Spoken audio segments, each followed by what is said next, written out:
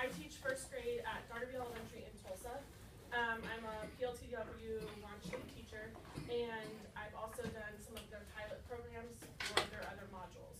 But I was thinking we would go around and kind of introduce ourselves and tell us how much experience, if you have any, with PLTW, so I can kind of gauge what you guys might already know and not know. So if we just want to start over here. My name is Lindsay McDowell, and I teach first grade, and we have not been touching base yet. Oh, I get that. I'm Jordan Sizemore, I teach T1 and we have not used it. Cherie Castleberry, Pat Henry, first grade, and we haven't either. Missy Keith, Pat Henry, first grade, don't know what it is. Adelie Kamano Hubish, third grade this year, first grade next year. And we haven't used it at all. Okay. Kathleen Connor, Freedom Elementary, STEM Link teacher, and we haven't used it because we don't have enough access points. Oh, okay, So like it won't. internet access points? It won't. Gotcha. Supposed to be, but we're working on it. Gotcha. Mr. Martin, you know, we have. Thank you. Okay. Do you want to go up here with? Jim comes in. First grade, we haven't used it. Okay. What about, have you guys used it? No, Teresa Johnson. First grade, we all together here, Gotcha. like 8 of us, well, 6 of us. Okay. Okay. Have you guys, anybody used it actually? This might go faster if I just ask. You've used it? We've just started it this year. Just started it, so Uh-huh. have you completed both modules? No, we haven't. Have you So- done any of the module yet? Yeah, we've done one. Which We've one did done you guys do? the light and sound. Okay. So I just didn't want to be too redundant if you guys have all been like, oh, you know, I've already implemented 2 modules, you don't need to tell me anything about how that works. So I've done both engineering modules before, and there are 2 for first grade. There's light and sound, and then there's sun, moon, and stars. Each of the modules is set up in the same way. It's called the APB model. And, sorry, I'm getting nervous. So the APB model stands for activities, project, and then problem. And so every module from kindergarten all the way through high school should be set up in a similar manner. You're building background knowledge with the 3 activities at the beginning. Then you're gonna do a project where they're investigating and kind of doing that sort of thing. And then the problem is gonna be them applying that information that they've gained and learned and connected and kind of transferring that application over. So I've got my notes right here, and we'll just start kind of with light and sound. I always say to do light and sound first, and as a team, that's what we decided, because you can use a lot of that same knowledge that you build there later when you go into sun, moon, and stars. But you don't have to. Some people like to do sun, moon, and stars first because it goes with, you know, a nonfiction unit that they're doing or something like that. But that's what we decided as a team in our school, and it seems to work pretty well for us. So, with the light and sound, so your first activity that you guys would be doing, there's always an intro story, and it's always the same 3 characters. Your kids are gonna be best friends with Milo, Susie, and Angelina by the end of kindergarten. It's always the 3 same characters. They're always doing a ton of stuff. It's like, these kids are really living it up. So Milo, Susie, and Angelina always present the kids with a problem. You always read it first, or it's a story with a problem at the end. And it's giving them a framework, kind of, for why they're doing this investigation, why they're doing these projects. I'm sorry, like, it's making me so nervous. But, so Milo, Susie, and Angelina have a problem, and they go on this hike in the first module, light and sound. And they get disconnected from their group, and they have to build a communication device in the end that uses light and sound to communicate where they are lost on the side of this mountain. So the first activity they do, you read the introduction story and you talk about the design module, or the design model, which is ask, explore, model, evaluate, explain. It is all through PLTW. There's a presentation about it. It's in their launch logs, which this year we got bound launch logs that are like workbooks. Last year we had to print them, so some schools probably do different things. Sorry, I have all my notes on here. But it'll go over and over that. You constantly are referring to it. You want to make sure that they're understanding it's part of the engineering process. And another great book that I brought, that I always read during this first module, I might do it at a read aloud or some other time of day, but I always read Rosie Revere, Engineer. And we talk about what is an engineer? Why do we have engineers? What does an engineer do? How are we gonna be engineers this year? And I just really love that read aloud book, so it's kind of how we get things going and talking and things like that. I also always build a vocabulary wall for all of my STEM modules, and so one of the first words that go up is engineer. And we define it, we put it up, and it stays up throughout the whole module. That's the first activity, is just an introduction story, then learning about the design model, and then sometimes I'll start some anchor charts that we'll add to throughout the whole module. The second activity is the sound exploration stations, and so they're gonna give you guys all these materials. They'll give you metal water bottles, like this. We didn't get a whole lot of them. I think it just depends on each school. So sometimes we supplemented. We would bring in metal cups, metal bowls, things like that they might have packed. All of the materials that they're supposed to be using basically during this whole module are things that might have been in their hiking backpack. So naturally they might have a water bottle. They use metal and you're exploring sound. There is plastic cups and you wrap rubber bands around them. And then there's some things that you introduce that maybe weren't in the backpack, but it just introduces the ideas of sound. Like a slinky is not gonna be in a hiking backpack, but it shows them how sound travels through the air. Tuning forks, the kids love them. It'll give you a headache, but it's really cool to see them explore with those. We always get out water, tap the tuning fork, stick it in, and then they can visibly see the sound waves travel through the water. It spits water everywhere, so make sure you're like on a tile surface or somewhere you don't mind getting wet. But so you'll do some stations for sound. I sometimes double up my stations so that I just have more stations for the kids to go to, and I'm not in a big group. I have 27 kids in my class this year, so for me to just have 4 stations doesn't make a lot of sense. The great thing about PLTW is there's no wrong way to do it. However you implement it is how PLTW is implemented. They're not gonna tell you, oh, you're implementing it wrong. You make it work for your classroom. If you wanna build in more background activities, build more background activities. Supplement, integrate. If you wanna have more stories, do more stories. We this year aligned all of our writing rubrics so that we could use that same rubric when we're evaluating their writing and stuff in PLTW, and then we can tie it back in and have them write about things that we're doing in PLTW during our writing workshop. So, anyways, you'll do the second activity is sound exploration. The third activity is light exploration. It's guided. You're doing things with flashlights, mirrors, color paddles. There's spectroscopes. They're gonna send them to you in their cardboard. Make sure you assemble them all. Don't ask the kids to help you assemble them. Have them all assembled before you get started. It is a giant headache. Just get it done beforehand, and then we just save the ones we've assembled. We don't send them home. And then we don't have to reassemble them every year, because this is our 3rd year doing these. So, that's the third activity for the module. And then the project is light investigation centers. And so again, we set up different centers, and they outlines all of it for you. All of it's online when you guys get access to all of that.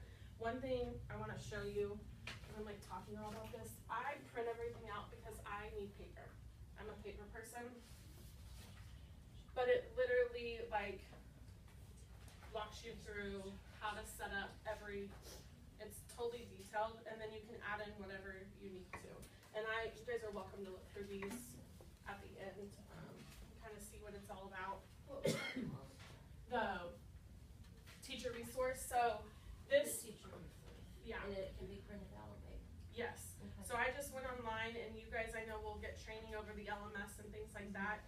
And all of the activities and projects and stuff are printed on there. There's also a scope and sequence, all sorts of different resources are available, and I just print out everything. And I sticky note it and highlight it and write notes to myself, like this worked really great this year, next year I wanna do, and use the same one. And then, so the final problem, the B in APB, is from the B in the word problem, so it wouldn't be APP. But this is where they're applying that knowledge and stuff like that. And so what I do with my kids is everyone gets a bag. I generally use smaller bags, but they represent their backpacks. I have like those drawstring bags that you can get at Dollar Tree. And I put all of their materials that they'll need. We'll talk about it at the beginning. We revisit that intro story with Milo, Susie, and Angelina. It walks them through the planning process, the design process in their launch log, which is the workbook.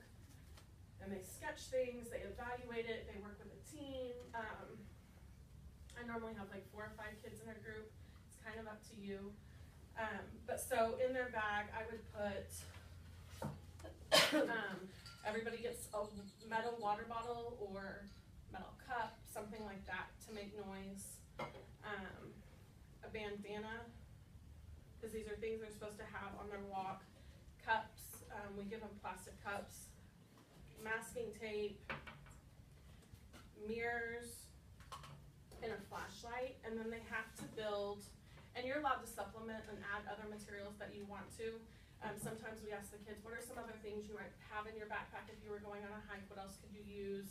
They always talk about, can we add sticks, because we'll be outside, so, and I always let them add sticks. But they have to build a device, engineer a device that uses both aspects of light and sound to communicate their position to the group that's on the other side of the mountain because they're lost. And so the kids work through the whole problem together, and some years you get some really cool things.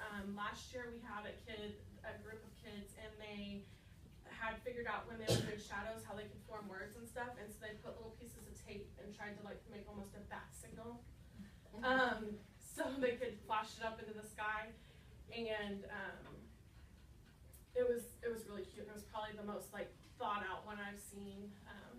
But they build all sorts of weird, cool contraptions, and you ask them, they have to evaluate it, and that's the hardest part I feel like for my first graders, is being able to say, my design didn't really work.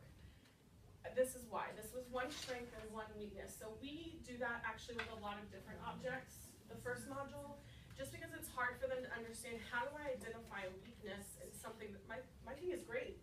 It worked awesome. And you're like, When we turned off the lights and we all went and hid, did anyone know where you were in the room? Well, no. Okay, so how could we make that better? So we practice evaluating other things besides their device first.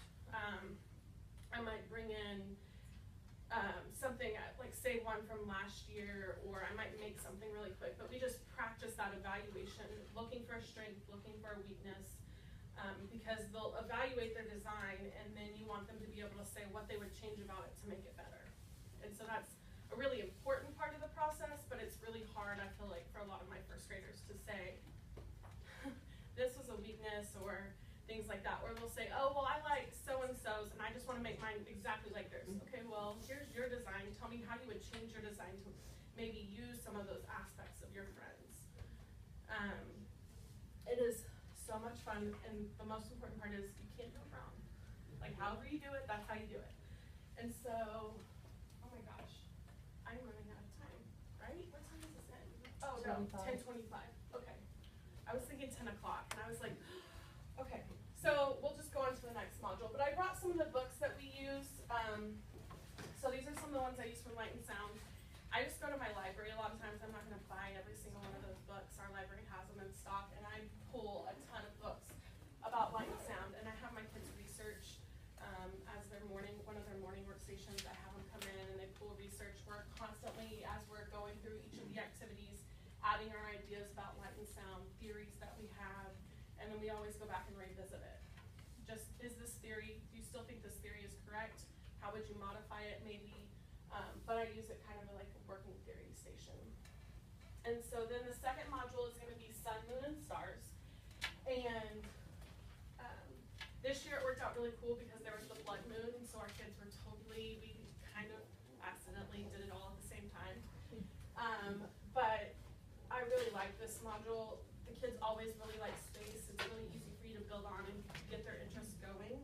So the first activity is you're going to do the introduction story with Milo, Susie, and Angelina again. And they're talking about they're on the playground, and it's always always really hot and they wish they had shade, basically, is the problem. And so you're gonna do all this research about sun, stars, and the moon, and how that looks in comparison to the playground. So we read the intro story in the first activity, and you also build a sun tracker. They suggest 2 different ways that you can build a sun tracker in the classroom. And it has to do with rolling up a piece of paper. They have to have a circle cut out, and you stick the piece of paper, and you make a sun tracker. 27 kids. Making a sun tracker is not as easy as it sounds. So we made a giant sun tracker with a big foam core and a poster board. And then I sent home the supplies and the instructions, and parents built sun trackers with their kids. Kind of a parent involvement piece. That's just what worked for me, because the year before, we tried to build all those sun trackers in our classrooms, and it took us 40 minutes, I think, to build a simple sun tracker. And that's all of my science time every day. So we sent them home, got the parents involved. I had extras made for those kids who maybe weren't able to bring them back, like extra supplies, and we made them like in the morning or some other time. But then you're gonna track the sun throughout the day. And the kids record it, talk about where the shadows are. We talked about what a sun tracker was, how we looked at the history of sun trackers. But that's the first activity. And one of the most important, because it helps them think about, in relation to their playground, when they're at recess, where's the sun out in the sky, and where, like, if I built something and wanted shade in one spot, where would I need to build it to cover that specific spot? The second activity is looking at the moon and the patterns of the moon, and so you'll use an app called Moon Globe. And they're already loaded on, at least the iPads here from LPS has that app already loaded on it. It's not something you guys have to go buy or anything. But it's cool, it examines the moon and things like that. You'll do a moon observation. We did like a sheet, or we did a moon observation. And we sent a sheet home, asked everybody to go outside, sketch the moon, where was it out in the sky, what phase did you think it was in, and we made a KWL chart. I also make a Venn diagram, because that's one of the things I want to teach my kids. It's not just a two idea Venn diagram, but I don't know what it's actually called, but the 3 different aspects of 3-piece Venn diagram, and we add things to it as we're exploring. With the moon patterns, there's tons of activities that you can find to also kind of build in. We did like the Oreo cookie thing, and talked about the moon phases, and the kids, I'm telling you, this was like their favorite module all year. And then the third activity is gonna be over star patterns. There's a constellation app, it's called Star Chart, it's already on the iPads. And they go through and it tells you how to guide the exploration with that app and things like that. We also did a scavenger hunt. So we had books that they had found cool constellations that they thought were cool, and then they had to try and go find it in the app. And so that was like one of their favorite things, and you have to like move the app around, and it kind of tells you where it would be in the sky, even if it was daylight, like it's still up there, and things like that. So, and you also do a flashlight demo during that, and it walks you through that aspect of it. So you'll cover a flashlight and make a constellation and do some observations. You can do a star viewing party at school if you want. That's suggested. We didn't do one of those this year.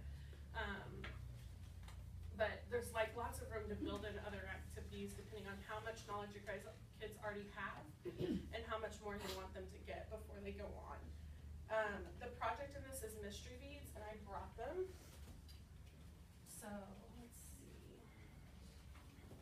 The mystery beads are, if anybody's ever used the UV beads, you build a bracelet and they go, you know, we talk about what it looks like before, and we talk about what UV light is, or UV rays.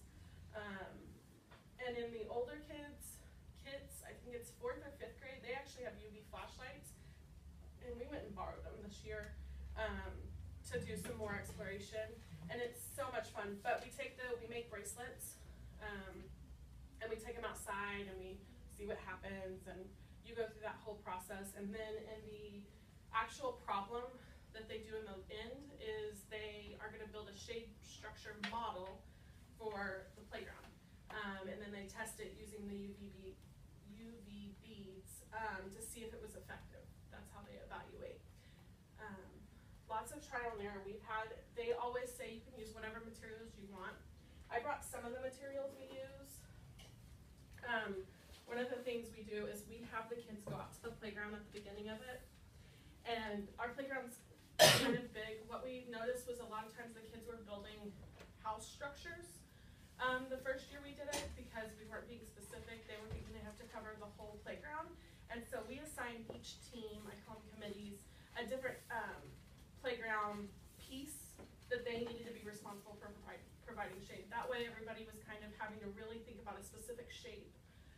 So some of our kids had to cover the monkey bars and the flippy bars, and some people had to do the thing with the slide, and some people had to do the thing with the teeter-totter, the swings, and then we had a lot more variety, but we had them go out and we had them sketch what they thought their playground structure would look like from above.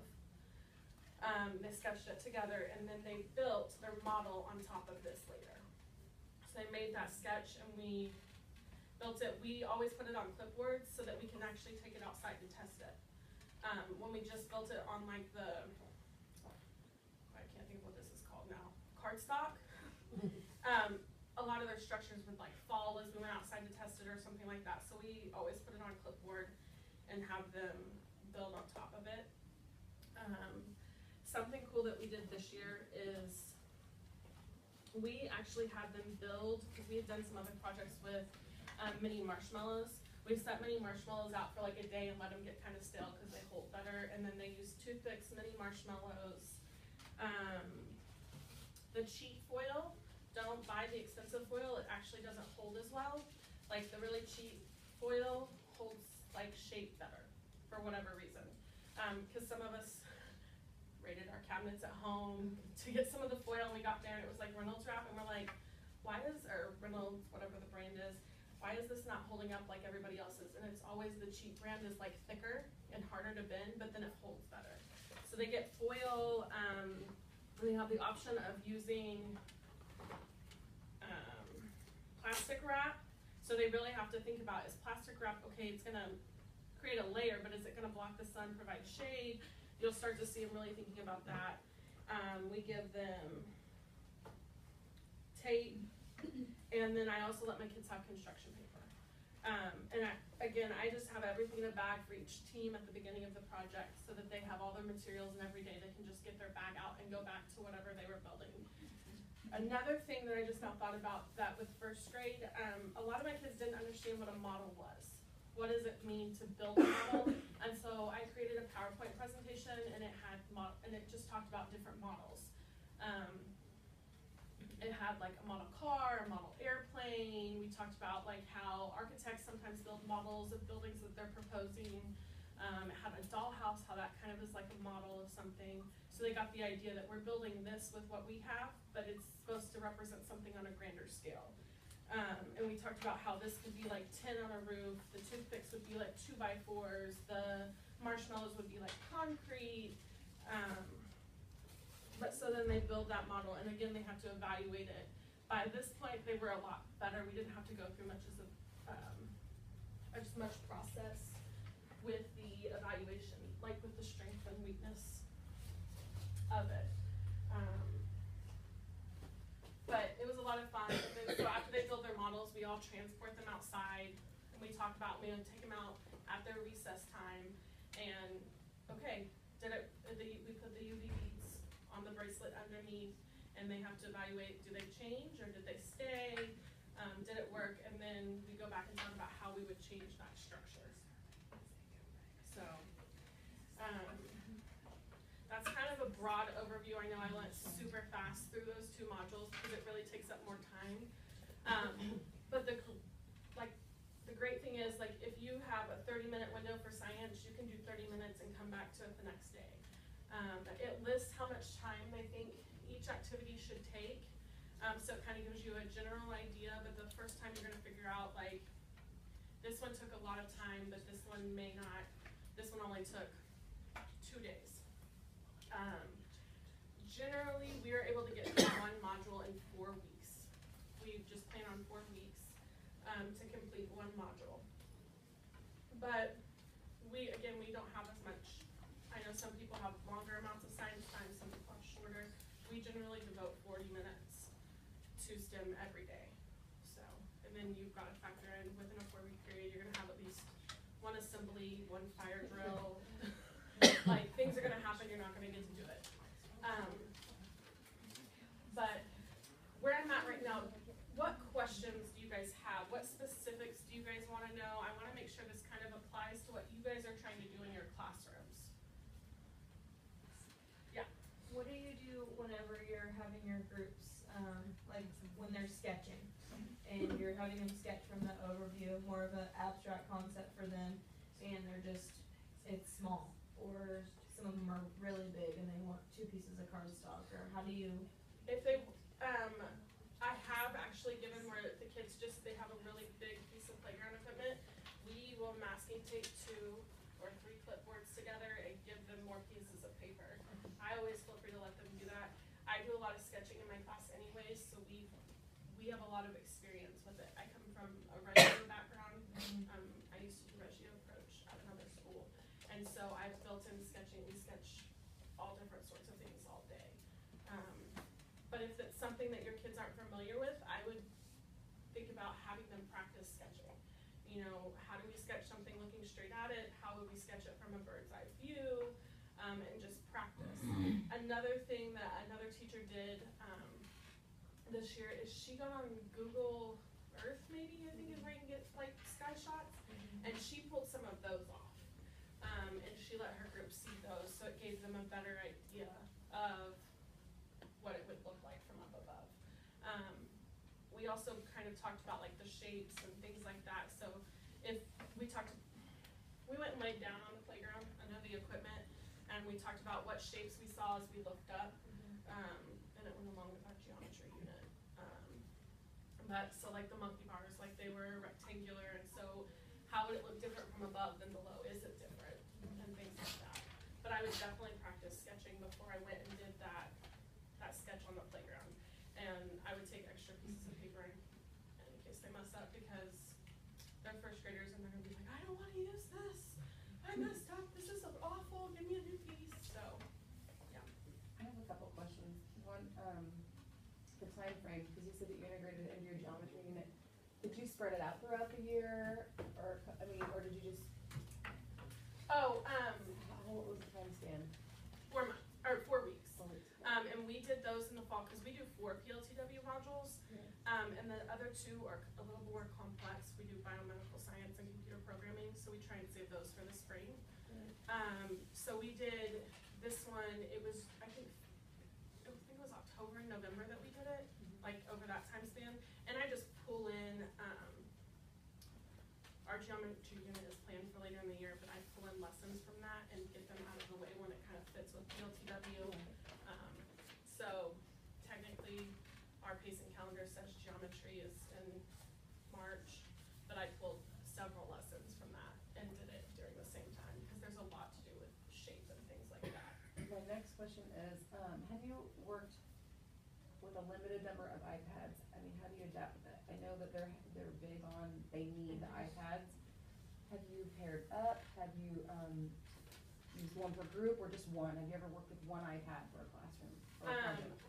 The great thing about 1st grade, there's not a lot of times, it's not like 3rd grade when they need iPads all the time.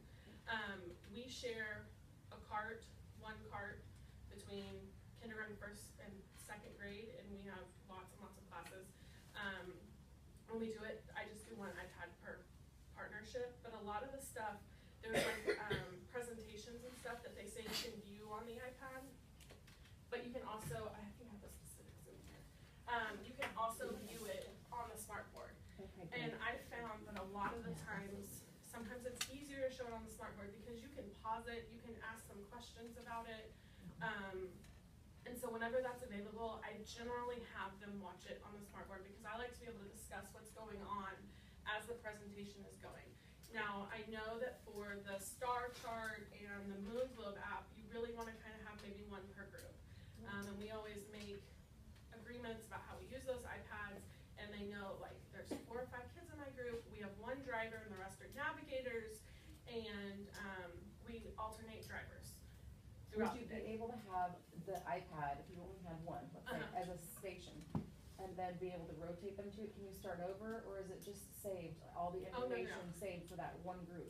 No, you can totally, they should have logins, another thing. So they just need logins more than they need multiple Well, but iPads. you can always go back to those presentations. We don't record any of their work in first grade really on the LMS. Okay.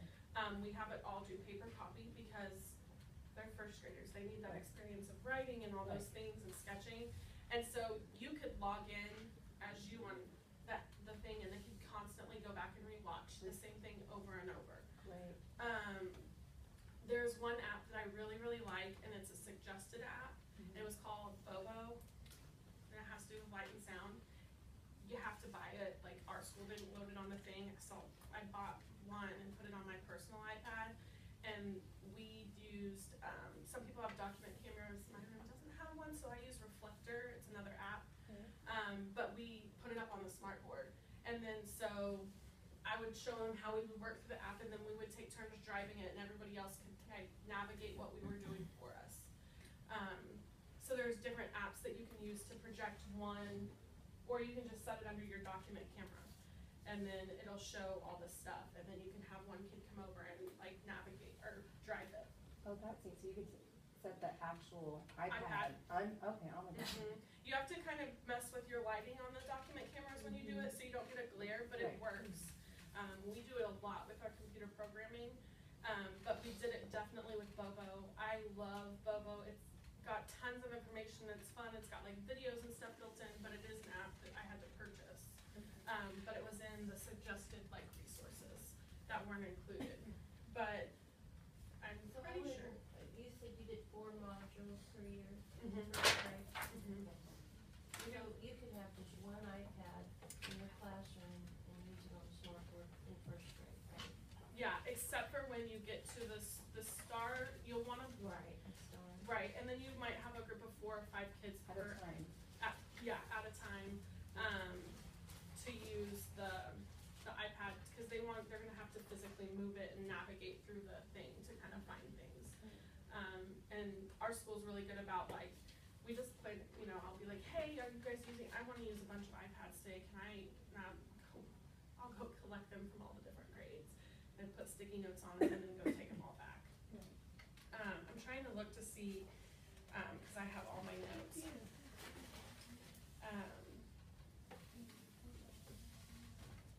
So there is a presentation called Design Process. That's one that you can show on your smartboard. It's in the very first activity. It talks about it, so you wouldn't need iPads for that. You have Exploring Sound. Again, you can show that on the smartboard. Really, almost all of them you could find a way to do on the smartboard if you cannot get your 4 or 5 iPads down in your classroom. Do you know if any of those apps are available like through in another format, like for Android or Windows? I do not know that. But it's also all preloaded on the, cause I'm thinking we have laptops that you can download apps too. So if we could, Well, a lot of times you But can internet go connection is online. You can go onto the website, the PLTW website, and they can access the LMS from online. So you could take all the laptops and have them log on that way. And they could view the presentations and things like, now the apps themselves that aren't from PLTW, but they have you use, I don't know if those would have things, but those presentations and the interactive stuff from PLTW themselves, the sound presentation and all that, you could definitely pull up on a computer. that's great. And even sometimes, like it'll say, has to be viewed on the iPad. I can't remember, I don't feel like it's in any of these modules, but we've hooked speakers up to an iPad and again, put it under a document camera. Sometimes you just don't have as many access to iPads, especially around testing, because we do some of our tests on iPads, so like, you're not gonna get it. Right. So, but it should be pretty doable. I would say you need probably at least one iPad that you have access to on a regular basis, and a document camera, or ask them to load Reflector on your iPad, and that just mirrors, all it does is you turn Reflector on and it'll mirror your whatever's on the screen of your iPad onto your smartboard. It's not interactive on your smartboard, you still have to drive from the iPad, but the kids can see everything that's happening and they get the sound and all that from it. Are there other questions that you guys have? Yes. Is there an advantage to the full-size iPads or the mini iPads, or does it matter? I think for some of the presentations, if you're showing it on the iPad, it's better maybe to have a bigger screen, and it's easier probably for them to hold on to. But I think it would work with any of them. We just have the generic original iPads, I think. And we don't have cases on them, so we have to be super careful. Yes? Do you have any problem with them if, since you don't have a case, on their stepping on them, or you said, you talked about an agreement, do they sign something? So we do a classroom agreement. We make a giant anchor chart about iPads at the beginning of the year. And they have to brainstorm ideas, and of course you toss them in there, but we talk about, we only use them sitting down on the floor. We don't wanna, in first grade, I don't want my kids to risk it being on a desk and getting knocked off and shattering, so we always sit on the floor, elbow to elbow, knee to knee. Or we might sit in a circle if there's a bunch of us in our group. We carry it with 2 hands if we're walking it back to the iPad cart or to the table to turn it in. We talk about, you can't grab it from anybody, they need to pass it to you, you know, like, I have one kid this year that just really likes to grab and take things, so we've gone over and over in that. I've used this term a bunch. We have a driver, and then we talk about how everybody else is navigators. And just like in a car, the navigator is just as important to getting you to where you're going as the person that's steering. And then I might say, you know, after 10 minutes, rotate. And then they go to the next driver, and that person becomes the navigator. But so we make all of our agreements at the beginning of the year, and I leave that anchor chart up, and they all sign the bottom of it.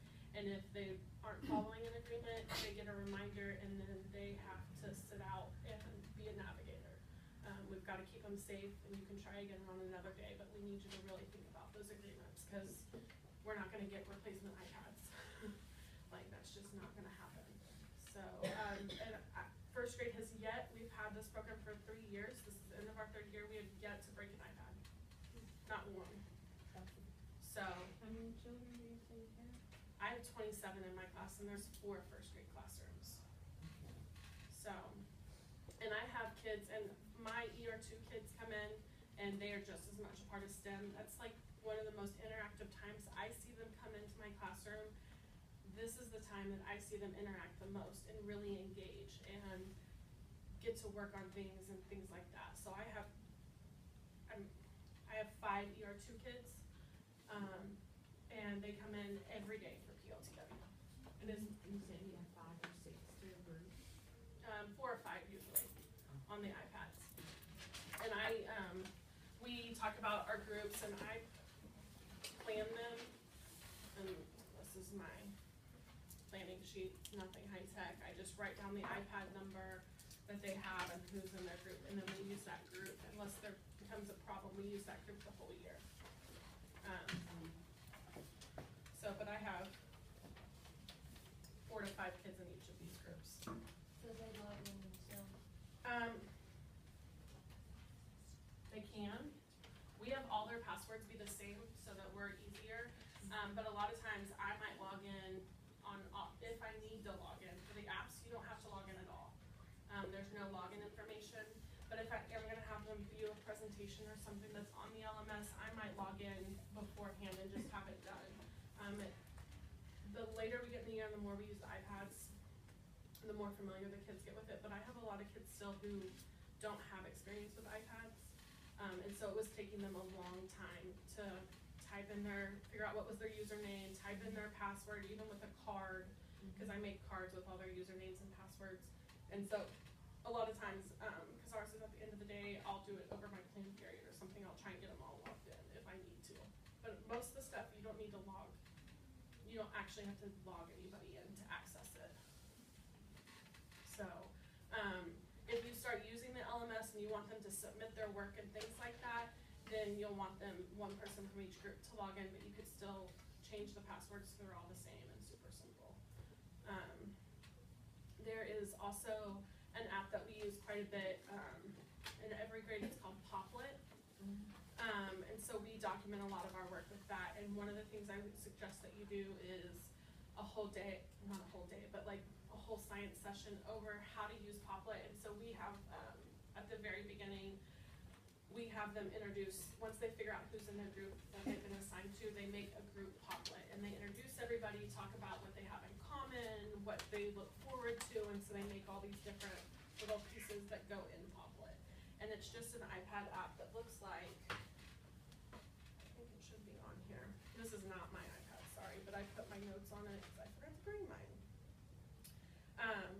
Is this saying, this, how to, the Poplet, is this on the lesson? How to use the Poplet? Yeah, in module one? I think there are, Or do we just need to introduce that ourselves? I would introduce it yourself, it's not built in. Okay, I that's think what there's instructions somewhere online for how to use Poplet for you. I know that we did it in one of our trainings. But it's super duper simple, and it just looks like this when you open it up, and you can just make, it's like almost like PowerPoint, but you can make a bunch of squares like this to access, and then you can save it as a JPEG. So, and they, at the end of the module, we always have them usually make a Poplet, about like their final design and things like that, and explain, how it worked or how they would change it and that sort of thing. And I think it asks that you have them make a Poplet during the light activity.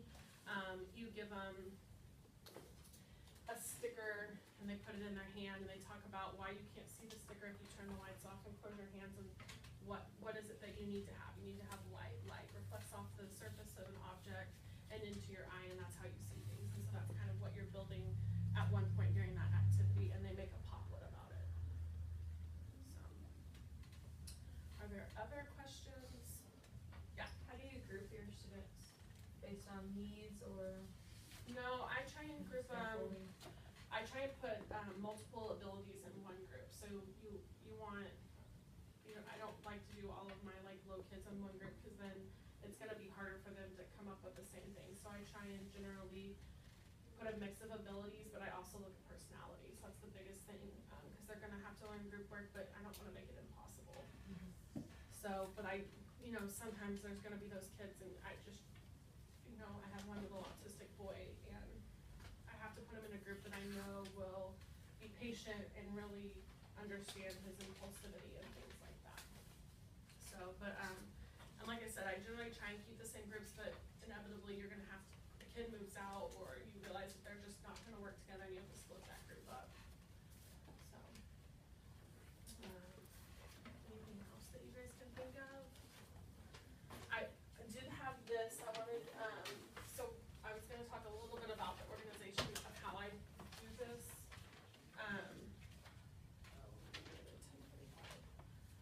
If you guys wanna look through this, you're more than welcome to. I have little tabs at the top of each of the activity, and at the front, there's all, there goes my groups. I printed out like what they call the teacher resource overview, and it talks about the overview questions, how long each activity or part should be, the goals for each of those things that they should be having. So you guys are welcome to look through this. I'm gonna put up, because I need to give you guys time, you have to do the post survey as well, from LPS. So I have, Here's the pre. yes, you have, the beginning one is behind you, here's the pre.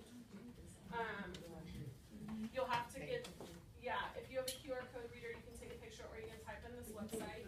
And I'm gonna write the website for this one above it, because I know it's super duper small.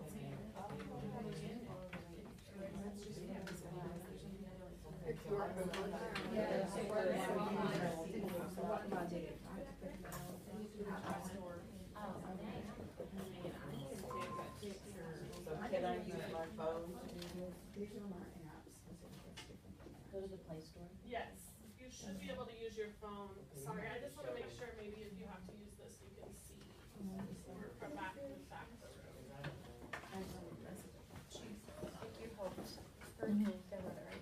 Okay, so I'm not good with all of that. There's the apps, but all my apps do. Yes, let me go turn off the recorder, and then I will go up and help you. Sorry. QR reader app. Just search on your